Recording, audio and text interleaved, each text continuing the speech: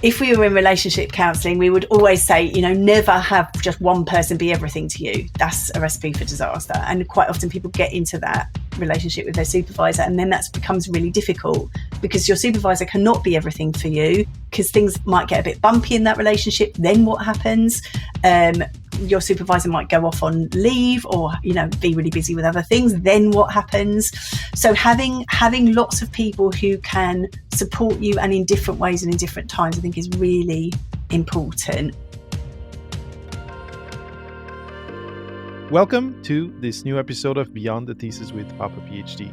Today I have the great pleasure of having with me Emma Brodzinski from the PhD Life Raft. I was going to say the PhD Life Raft Podcast, but the PhD Life Raft is more than a podcast, and we'll talk about that. Emma is Research Associate in the Department of Drama, Theatre and Dance at Royal Holloway, University of London, and Emma practices as a therapist registered with HCPC. She's an experienced PhD Supervisor and Examiner, and has also acted as a viva committee independent chair. Emma runs a range of courses and events, as well as providing well-being support programs for doctoral training programs. Most importantly, she's a mom to 13-year-old triplets, cats Fred and Ginger, and Amber the guinea pig. Welcome to Beyond the Thesis with Papa PhD, Emma. Thank you for having me. And I can hear Fred in the background, actually, so he might appear behind me at some point. So, Emma, we crossed paths before. I've been on the PhD Life Raft podcast. Actually, I learned of the PhD Life Raft through a summit that you promoted, I think last year or anyway in the last year or so for graduate students. And immediately I wanted to check who you were, and eventually we chatted. And this interview was supposed to happen some time ago. And, life happens, and it didn't. But hey, here we are today. Super happy to have you here. It's so lovely. And it was such a great episode of you and all the wisdom that you shared. I'm really, really grateful. And it's lovely to be in your world now. This is great. Well, it's a pleasure. And I'm really glad that you could participate, and you could come on the Beyond the Thesis mic, because you have so much experience. And you have this mission of supporting and of inspiring PhD students. And as the listeners, if you listen to the show for a while, inspiration and support are key for a healthy graduate school experience. And yeah, do you want to share? We talked about your animals. We talked about what you do for work. Is there anything else you want to share pertaining to how you came about this mission of helping and supporting graduate students? I do want to say I feel like a bit of a charlatan, just first of all, in terms of Beyond the Thesis, because of course I'm still in that. It's like when I was working as a lecturer and I was the careers advisor, and I was like, this is ridiculous because I'm still at school. I can't be advising on the career. So I feel like I have to put that out there straight away. Yeah, in terms of coming to this work, it's a journey, isn't it? And I think that it's comes from the two big interests. So first of all, as an academic and having that experience as an academic, obviously doing my own PhD, supervising other people, being in that realm, and also then working as a therapist and having this kind of interest in mental health and supporting people, and had that particular interest on faculty, and then realised that actually support for undergraduates is getting better, particularly in the UK. I think it is getting better. Not brilliant, and still a massive way to go, but it is getting better. Whereas for doctoral candidates, first of all, I think there's very particular challenges which the PhD throws up for people. And then in addition to that, also not particularly developed support strategies for doctoral candidates. So I think that concern then led me to start, and in discussion with others, there's some wonderful people that I've worked with along the way, So starting to do work around that, which then led to kind of workshops and things like that. And then realizing that there were people who came to the workshops, and that was amazing. But there were also lots of people who didn't come to the workshop. And those people who didn't want to show up to be in a kind of mental health workshop or whatever. And I was like, okay, how could we meet those people? And that then led into the podcast, but now has led into bigger things around that. So yeah, so that's how I've got to do what I'm doing now. Excellent. And so I'm really interested, especially having your background also in psychology. I'm really interested in the fact that you have like your fingers on the pulse of the graduate student community where you are, but which I'm sure is a microcosm of the graduate student community at large.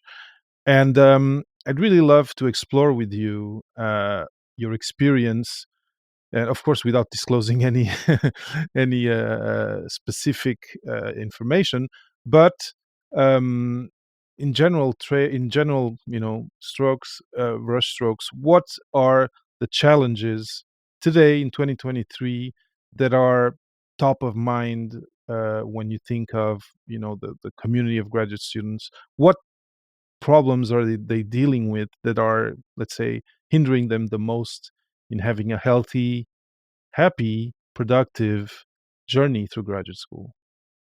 Well, I think the PhD process is a huge challenge, and that people come into that for all sorts of reasons.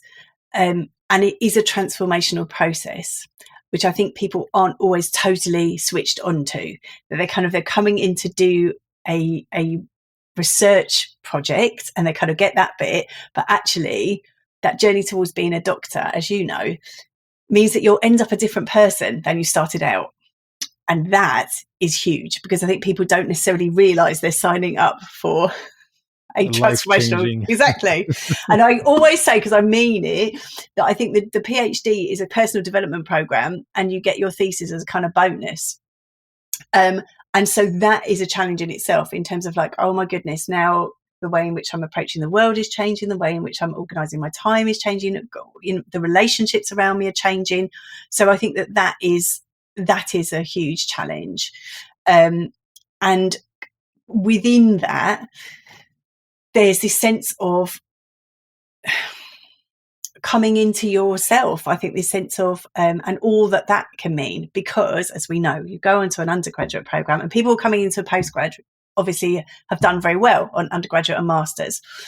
And you go into those programs and you are the high flyer, and you people set you questions and you answer them, and you are super smart.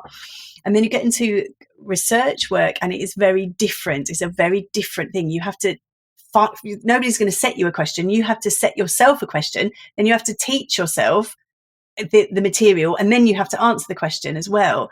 So I think that sense of, it's the same thing again in terms of being in the process, that actually that process in itself is challenging for people, because it's disorientating. It's like being kind of snowblind. It's like, well, what am I doing here? And I have always been the smart one, and now I don't know exactly what I'm doing, and that can be really difficult and disorientating. So I think that's the kind of big headline stuff, quite apart from the fact that life will carry on lifing at you, even if you're doing a PhD. So, a lot of people have childcare issues, relationship issues, money worries, trying to work and do the PhD. So I think that there's all of that around it. So that's a big answer, but I think that they are big things that people are trying to deal with. Yeah, of course. No, and the PhD is a big chunk of your life, and so it's natural that the questions are big, and the challenges are of a certain scale. Now, I really like that the name that you chose for the platform to lead this mission of support and of inspiration, the PhD Life Raft. And I'm going to kind of take it into a little bit of a humorous, but anyway, you'll understand. What, I'm building a PhD Life Raft.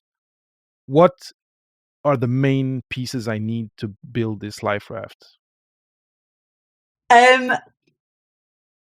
space. I think space. It's massive. There's room.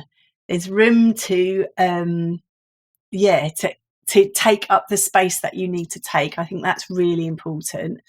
I think people come either chose the Life Raft because of what it signals in terms of like, you can grab onto this, it's all right, it's a safe space, it's safe, you're okay, someone sees you swimming around and you can get on. But I think if once you're on it, first of all, there's enough space, you can take up the space you need, and you can kind of make yourself cozy, find a cozy corner. But also there will be lots of other people on it too. You're not on your own, and I think that's really important. And lots of other people will totally get it, because again, as we both know, that experience of doing a PhD can be incredibly lonely. And that is truly paralyzing as well, in terms of like, I'm on my own. So this sense of lots of other people, I think lots of refreshments, obviously you need, but this sense of pleasure, sustenance, nurturing, and nurturing not in a kind of like, oh, it's all going to be all right, because actually, sadly, it isn't going to be all right. It's going to be tough and it's going to be difficult. So I think that's not what we do in terms of going, it's okay. But it's like, but it's okay. There are strategies here. So I suppose I'd also say like a first aid kit, in terms of there's things there that will help, you'll go, oh yeah, no, that's useful for me, I could put that on, or that. So I wonder if I've reached the end of my metaphor, but I hope that answers the question. It does answer the question. And community. So you mentioned community, you mentioned self-care, in other words, and I think they are important. And I'm going to now maybe ask the same question in a different way, just changing the point of view. What are people, when people are preparing for this adventure that is the PhD, and preparing their backpack, what are mistakes that they're doing? What are key things that they are forgetting, that are different from what you just mentioned? So what are points that you should focus on when embarking on the PhD? Let's say you're in your master's, and what are very strategic and helpful processes, or uh, you know or reflections that you can have, and things that you can do to help you be more prepared? I think probably it's an adventure, so you kind of have to be open to that. I think that you are setting off on an adventure, and that will be thrilling and also petrifying in equal measure, probably. So I think knowing that is what you're doing, and I think a lot of people think, oh, I'm going to do another course. So I think don't think you're doing another course. That isn't what you're doing. Don't think that you're going to have a teacher. Don't think that's what your supervisor is going to do, because that isn't what they're there to do. They're there as a colleague, they're there as a kind of mentor, but they are not going to teach you. So I think to know that you are going to be your own teacher, you are going to be your own, I talk about it being like the CEO of the PhD. That's what you're doing. You're setting up a project. That's what you're going to be doing. And you're going to be CEO, and all that means in terms of heading up a project, calling people in, drawing on other expertise in order to move your project forward. So I think that's really important. I kind of said your backpack really is going to look like a CEO's briefcase, I think, probably more than a backpack. So you're not really a student in that way, I guess. But like any sort of entrepreneur, you're setting off an adventure, and you're going to be following leads, and you're going to be making some mistakes, and you're going to be meeting exciting people, and you're going to be having amazing ideas. So all that means too. So it's an entrepreneur's, I don't know what sort of bag they'd have, whatever sort of bag they'd have. Yeah, that's what you've got. Attaché case or something like that. There you go. Stylish, yet practical. Yeah, exactly. There you go. I really like it, and I'm taking note that you're mentioning something again and again that I will come back to. But I love this metaphor of the CEO, the business person versus the student. And actually, I've had conversations with people at the beginning of the podcast when it was called just Papa PhD.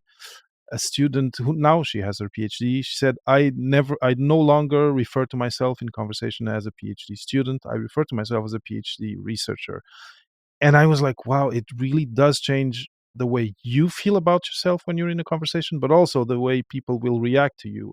And I've had this issue in other contexts. In the context when I arrived here in Montreal, in the context of getting an apartment, with me and this other guy from France were visiting apartments, and as soon as we said we hadn't had this reflection, and as soon as we had PhD students, then the conversation changed, and often it was like, oh, sorry, no, we don't take students. and and anyway, so the fact that you're kind of equating it to more of an entrepreneurial endeavor is really interesting to me. And now it brings me to this other thing that you've mentioned again and again: meeting cool people, meeting different people. And you also said a few minutes ago that the PhD can be quite lonely. So how important first is this aspect of meeting people during your PhD outside of your kind of small circle? And how do you go about implementing a way of including it in your routine, in your opinion? Yes, so I think it is important, but I think it's finding your people, and that's the challenge, isn't it? Because your people might not be in your department, your people might not be people who you are living with.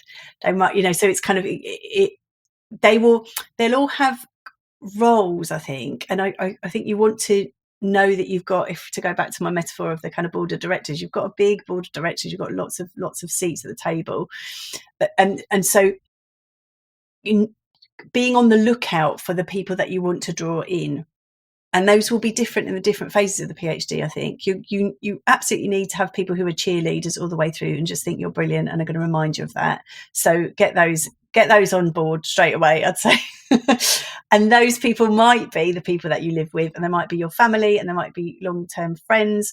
They might be people that you have hobbies with, that you're doing things outside of your research. I think that's really important to remember, and things that you kind of can go, yeah, my netball team think I'm amazing, and so you can kind of remember that. So you want that. And then you when I was saying that your people might not be those people, in terms of the people in terms of thing that will move your research forward. So it's kind of thinking about on that board. So you're going to have cheerleaders, you're going to have people who are really great in terms of project management, for example. You might have people who help you with those kind of technical things. Your supervisors obviously are going to be on there with their sort of subject specific advice and knowledge. You will want to have some people who are on that journey with you. I think it's really useful to have people who are at the same sort of phase of the PhD as you are, because they'll get it. They'll get the thing where you go, oh, I found that citation, and other people will be like, I don't even know why that's exciting to you.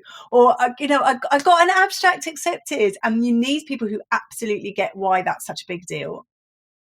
But it might be, as I just said, that in your department, you are the only person who's focusing on this particular subject area. So you might then want to have people. So in your department, you might have people working in the same sort of phase as you, and that's brilliant. Get them on board. But then you might want to be a little bit more, what's the word? It's not really strategic even, is it? It's just kind of thinking a bit further than where you're sitting. So subject organisations are brilliant for that, in terms of they're quite likely to have a sort of postgrad wing. And so, if you are a medieval historian, for example, there's probably going to be a subject area group that you could join, and that will have people who have a particular interest there. Conferences are brilliant for that, because you can go and find your conference that has the sort of people that you feel like, yeah, they're on a similar sort of journey, even if it's multidisciplinary and they're not actually particularly in your discipline, but they're just thinking about things in the same sort of way. They've got the same sort of reference points as you, or they just approach the material in a similar way. And you also might want to just kind of go completely left field. And for example, somebody was working on Victorian literature, I think it was, and we're struggling to find people who were really excited about the particular thing that they were looking at, but then found a sort of local history group who had a particular interest there. So it wasn't that it was actually an academic group, but they had a really focused interest. And of course, other people will be working in community groups, and they will have sort of stakeholders in their project. And so kind of being around those people who are excited about the material that you're looking at, who are talking about it every day. So I think it's casting your net wide, really, and knowing that you've got lots of seats to fill. This is also really important for not just having, because I think quite often people get into that, it's my supervisor, that's it, that's who I'm focusing on. If we were in relationship counselling, we would always say, never have just one person be everything to you. That's a recipe for disaster. And quite often people get into that relationship with their supervisor, and then that becomes really difficult because your supervisor cannot be everything for you. And then because things might get a bit bumpy in that relationship, then what happens? Your supervisor might go off on leave or, be really busy with other things. Then what happens? So having lots of people who can support you and in different ways and in different times, I think is really important. And also you get to choose them too, right? You didn't necessarily get to choose your supervisor, although I would say do have a strong hand in that if you possibly can. But you do get to choose the other people who kind of speak to your work and are involved in your work. You want to make sure there are people there that can give you positive feedback on your work. You want to have people there who, I think also you might want to have people who are accountability partners, who you're a little bit scared of. And if you say this week I'm going to be doing that, they're going to hold you to account. So I think about what's really useful for you, what you'd like around your board table, and then call it in. That's amazing, and I really like this idea of a board of directors of sorts, and of having people who are outside, who contribute to what you do in different ways, but that a bunch of them actually don't have any expectations or don't they have no skin in the game basically from your work specifically. They will be there as they'll give you their feedback, they'll bounce ideas with you, but it's not the same as your supervisor who has invested in you succeeding in your project in a certain way. And anyway, it's really, really interesting. Now this this metaphor of the CEO made me think, as you were talking of all of this is within the PhD, of course. I wonder whether some of the students you work with come with questions of what happens after, because one of the things you hear, especially in the startup, when someone is building a startup, is they have an exit strategy, and one of my reflections throughout these last few years and lately is, when you're in the PhD, when you're in graduate school, it feels like you are, like time stops in a certain way, but it doesn't. Society keeps going on, the job market evolves, and you will have to exit at a certain point. It's coming. You'll exit. 20% of people can exit to academia and to tenure, but then the other 80% will have to exit to the rest of the job market. It can be academic, non-tenure. There's different paths, but a lot of people will have to scramble, or at least scramble if they don't prepare beforehand. And that's my mission, is actually to tell them to prepare beforehand. But do people come to you with questions on this part of, okay, I'm at year in the UK it's 3 years of PhD, right? I'm at year 2. Maybe I'm thinking I'm not going to say in research. How do I prepare for what comes after? Is it something you cover them? Well, no, that's where you're the expert at this. So, but what I do talk a lot about is the ending, because as you say, actually people go into this process and then they don't really think about the end, apart from, oh, it'll be brilliant when it's the end. Or I've got to get to the end. It's going to be amazing at the end. And then not necessarily acknowledging that the end might be really difficult, really painful, really frightening. And that then that causes problems in itself. So I think, as you say, I think, and as a good therapist, we think about the ending at the beginning in terms of like what might the ending be, what kind of ending would I like for myself, and so that we're always kind of seeding that in as we go along, and knowing that is coming, because it's like with life, isn't it? Then it throws it into focus in terms of really enjoying that PhD process as much as you can and getting as much out of it as you can. I always say people should have a bucket list for their PhD. Like, what am I going to do while I'm doing the PhD? What would I like to experience? What would I like to explore? Thinking about either I'm going to do it now because I'm not going to be able to do it later, or I'm going to do it now because that might lead me in an interesting direction. So I think that kind of that is really worth thinking about.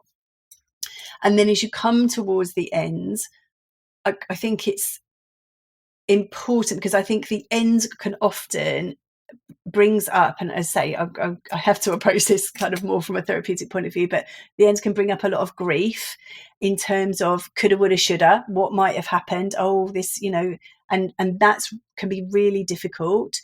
But acknowledging that it is what it is, that you've kind of been through this process, that you're reflecting on a process that you've been through, you will have learned a lot and you will have experienced a lot, and then reflecting on that, having a process of what I call kind of honourable closure, so that then you're able to move forward into the next part of the journey.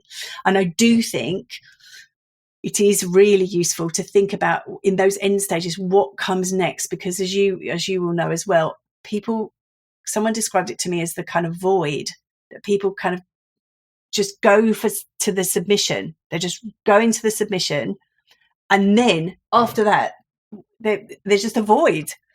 And I think it's that sense, isn't it, of what they say. I'm not a runner, but they say run beyond the line, don't they? Run beyond the line. Know what you're going to do after, even if it's then I'm going to go on a big holiday, or then I'm going to be, doing. I've got this project, or then I'm going to be starting to think about making contacts with people because of whatever, so that your life doesn't end when the PhD ends. Because a lot of people, as you all know, get really burnt out. They get very depressed after they've submitted, and it can be a really tricky moment. So yes, but you are you are much more the expert in terms of what that means in terms of careers, because as I say, beyond the thesis, I'm an imposter because I'm in the thesis still.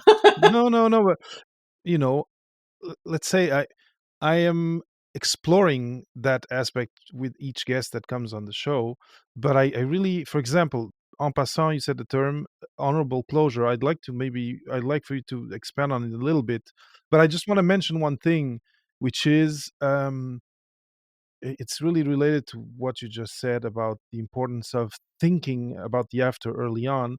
But I've had a handful of interactions with grad students in the last few weeks, one even today, and the person today said, oh yeah, no, I have your podcast on my list to listen, but I don't want to, you're talking about after, I'm going to listen to it once I'm done, and I've just submitted, I'm going to defend in November, and then I'm going to listen to Beyond the Thesis. And in my head I'm thinking, no, you should start now. You should have started 6 months ago. And it's not the first time. And I had the same type of interaction a week ago with like 3 or 4 grad students, and they were like, oh yeah, no, it's even stressful to think about it. I'm not interested in listening to that until I'm done. And that's a big obstacle for me, because my and I think it aligns with what you just said. My idea, and I'm really convinced that the key for this healthy closure, and I'll let you talk about that more, is to start early, even if it's in homeopathic amounts in the beginning. Let's just say once every 2 months you do a little bit of thinking forward, 3 years forward, it would be very positive already. But I'd like to have your point of view on that, but maybe talk about this honorable closure concept a little bit more, because I find it really interesting. Just the term is interesting to me. So honourable closure then comes from a kind of a shamanic perspective. So in terms of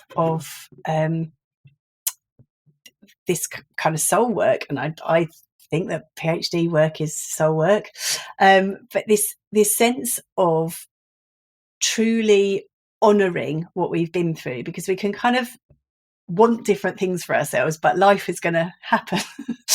So this sense of acknowledging that all that happens to us is important, and it has an impact, and that we've been through that experience. So that's important that we acknowledge that, but also to not hold on to things, because if we hold on to things, we're still anchored in the past, and actually we want to be able to move forward to the next phase of things, and we want to be able to not to kind of go, oh well, that's it, and I've just, because that's the two options, isn't it? Either we remain anchored in the past, or we just go, I'm shutting that door and I'll forget about it and I'll move. So actually this is about not doing either of those things. So a lot of it is about gratitude. It's about really sitting with, I've just experienced all of this, and what can I be grateful for in that? What have I learned in that?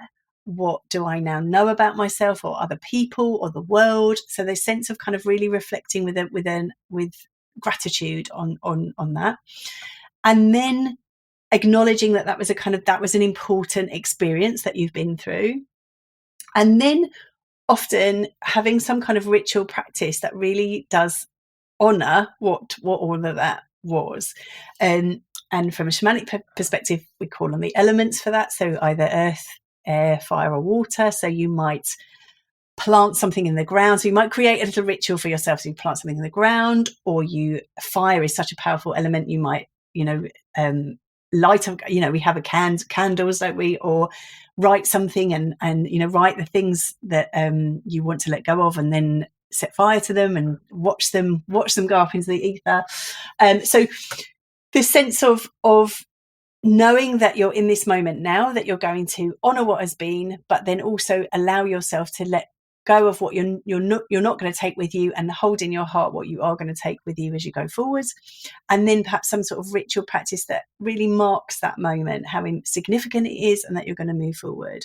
But if you didn't want to do the more of the woo-woo end bit in terms of the ritual practice, really just having that kind of a reflecting with gratitude for what has been, because the kind of the toxic bit is when we kind of go, oh, I should have done it like that, and it should have been like that.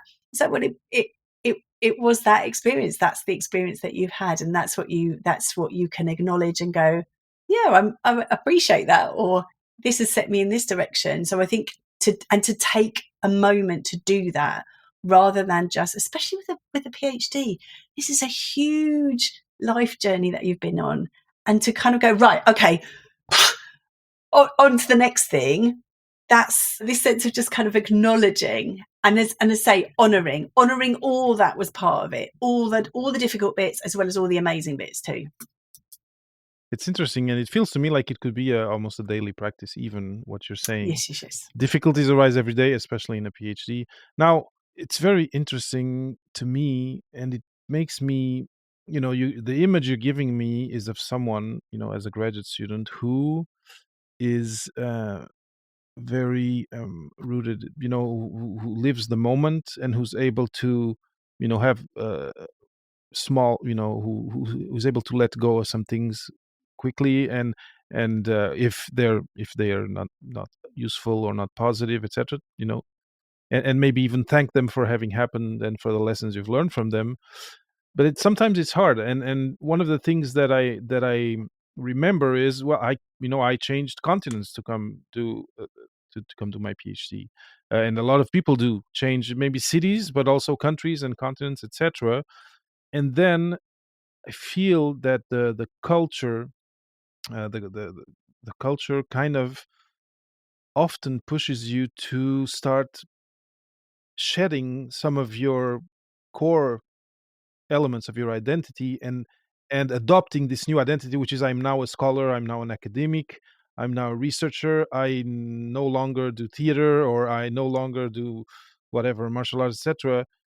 And it feels that I'd like to know first if this is something you see, and then whether this might hinder the fact that you're kind of gelling into this image you have of maybe seeing your supervisors and people that you admire in the domain, and whether that cannot hinder you in this mm, attitude of, I am a being that is changing every day, and I am my own being, and a failure at the lab is not a failure of me, it's just a failure at the lab, and I'm going to learn with it.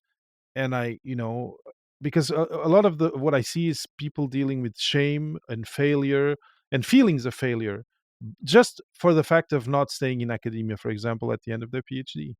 I don't know if this was too convoluted, but I wonder if this elicits some reflection on your side. Yeah, no, this is huge, isn't it? This is huge. And this is the kind of the existential journey of the PhD. It's like we were saying, that that's the big project of the PhD is you, which is, as we said at the beginning, which nobody really expects that they're signing up for that. They think they're doing a research project, but actually it is much bigger than that. And I think that this sense of becoming a scholar, I think it's really a useful question to ask yourself in terms of what sort of scholar do you want to be? And that's not an easy question to answer, because there's a kind of could be quite a limited, where you are, could be quite a limited range of options for you in terms of what you see there as role models, but you can seek them out. And it comes back to the board of directors in terms of who do you want on your board of directors, who might you, I remember, and I held on to it because it made me laugh so much. I hearing somebody at a conference talking about saying she used to say to herself, what would Dolly Parton do? No, she used to say to herself, what would Goldie Hawn do? In faculty meetings, what would Goldie Hawn do? And it made me laugh. And I used to sort of say that to myself, like, well, what could Goldie Hawn do in this situation? And that it was this sense of making yourself the sort of scholar that you want to be, because that's really important, that you do have integrity and you do have a sense of yourself, a grounded sense of yourself. Firstly, to make sure that you are able to do the research that you want to do, because otherwise you'll be like, oh, should it be like this? Should it be like that? That person thinks it should be this. That person thinks it should be like that. This might be more tricky, I recognise, for those who are working in a lab, in a group, in a lab, but equally having your own sense of self in that can be really important. I am the sort of person who, whatever it is, I'm going to have the role models, and seeking out different types of role models. And as I say, it might not be Goldie Hawn. It might be that you kind of like, actually that academic does the work in a way that I would like to do it, and I'm going to just hold them in my mind as a kind of role model. But also remembering that you are, what sort of human being do you want to be?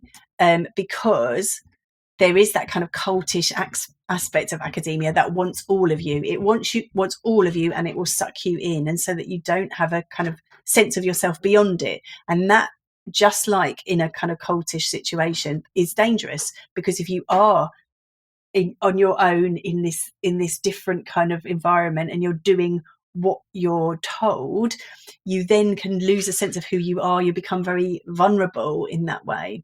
So having the people, again, I think it comes to having the people around you grounding you.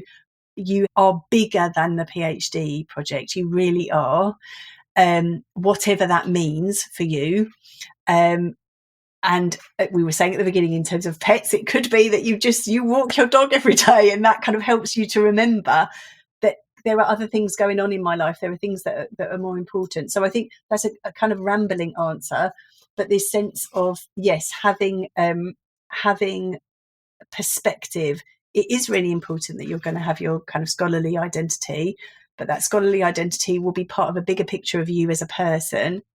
And that scholarly identity will be bigger than the particular group that you're in, because, you might end up going to work in a completely different lab with a completely different culture. And you'll only know if that lab's going to suit you if you really know what sort of person you are, if that makes sense. It does make sense, and it's a great reflection. I'm super happy that we're having this conversation because it's clearly it's something you've reflected upon, and also that because of your knowledge of psychology, you think and you talk about it a different way, which I find really interesting. One thing that just struck me is you are bigger than the PhD. It sounds so simple, and yet it's never come up in a conversation, and I think it's very strong. And often you do think when you're in there, you think, no, I'm small and I need to conform. And I've talked with people from different minorities, African American, and you need to conform even in other ways. You need to code switch, etc. Um, and it's really, anyway. I'm This conversation is really fulfilling and going beyond my expectations. Oh, bless you. And let's not. I mean, I what I don't want to do is kind of dismiss all of those really complex structural issues, because, as I say, there is a cultish aspect to academia. There are also all sorts of structural issues in academia which we need to attend to and address.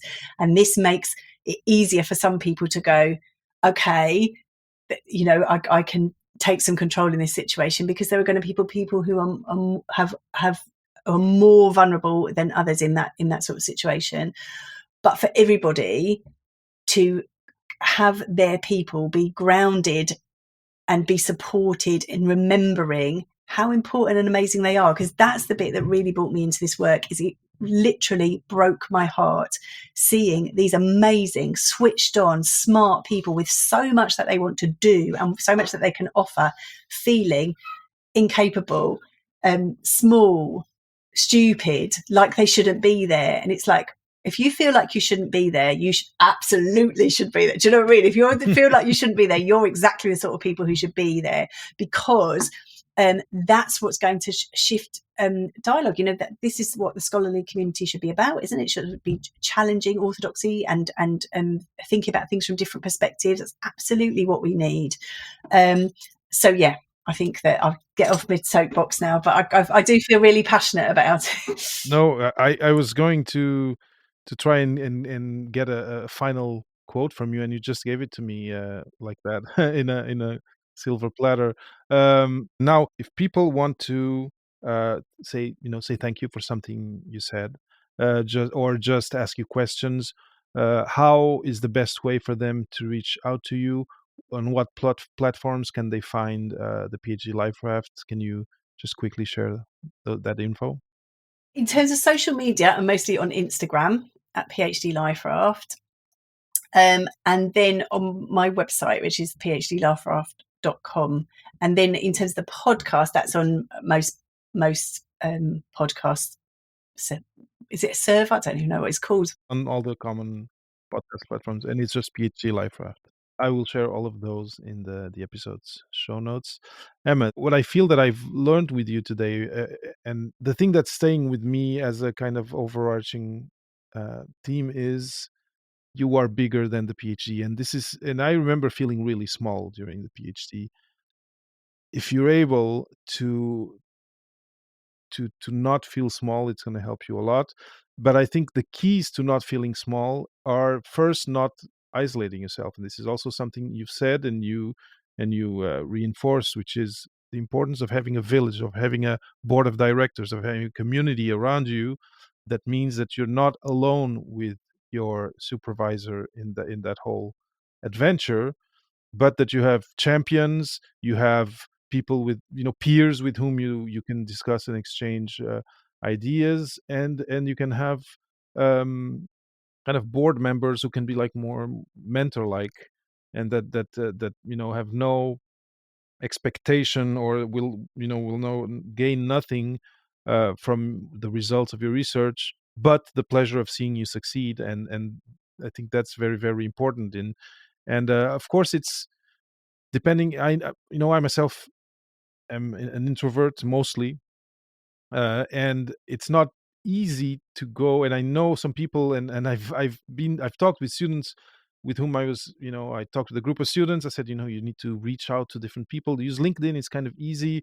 And then a few came and said, even on LinkedIn, I feel, I don't know, feel uneasy to go and bug someone that I don't know. They're probably busy, and I always try to massage the idea that if people are on LinkedIn, it's because they're kind of open to that.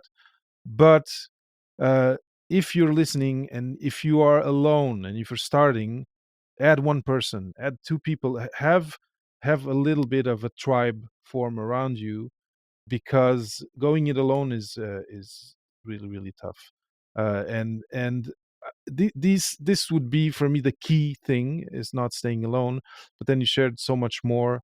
The last thing that I want to mention, and that I find really interesting, has to do with the concept of honorable closure, and with the importance of thinking of the last day of your PhD throughout your PhD, and not leaving it just for that last day to think about it, because it will help you in many different ways.